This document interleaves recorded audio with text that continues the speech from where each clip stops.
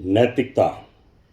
हम नैतिकता की तो बात करते हैं, पर सही मायने में नैतिकता क्या होती है हमें यूके से सीखना चाहिए। यूके की पूर्व प्रधानमंत्री ने यह कहकर इस्तीफा दे दिया कि मैं लोगों के वादों पर खरी नहीं उतरी, महंगाई कम नहीं कर सकती हूँ, रोजगार दे नहीं सकती हूँ, और नैतिकता से इस्तीफा दे दिया। अब वहाँ भारतीय मूल के प्रधानमंत्री बन रहे हैं ऋषि जी, और उस पर चर्चा हो रही है।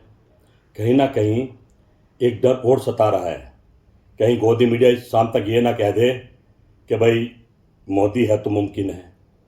सही मायने में हमारे देश के प्रधानमंत्री को नैतिकता यूके से सीखनी चाहिए। उन्होंने कहा था 70 साल के बाद हर आदमी रिटायरमेंट पे चला जाएगा उनकी पार्टी में।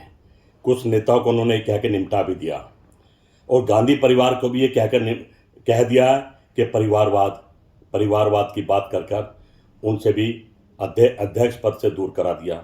ये देश देख रहा है। उन्होंने प्यार से चुनाव कराकर छोड़ दिया। हमारे अध्यक्ष अब मल्लिकार्जुन जी बन गए हैं, फिर फर्क नहीं पड़ता। हम तो देश बनाना जानते हैं, देश के लिए काम करना जानते हैं।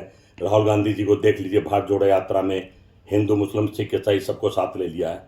अब सवाल देश के प्रधानमंत्री जी पर उठता है। 70 साल होने को हैं, पर जैसे वो ट्वीट कर रहे हैं यूके के प्राइम मिनिस्टर को, ऋषि को, कि भाई हम मिलकर 2030 तक काम करेंगे। ये कौन सा सपना देख रहे हैं देश के प्रधानमंत्री जी?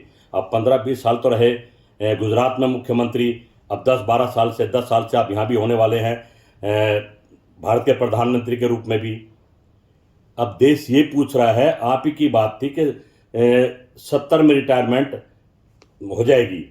अब आपसे एक सवाल उठता है, क्या आप ये प्रधानमंत्री की गद्दी अपनी ही पार्टी में, हमारी ना सही अपनी ही पार्टी में, आप गृह मंत्री जी को देंगे, अमित शाह जी को, या राजनाथ सिंह को, या गडकरी साहब को, या फिर एक हिंदू नेता और आपके साथ साथ चल रहा है, मैं समझता हूँ योगी जी को?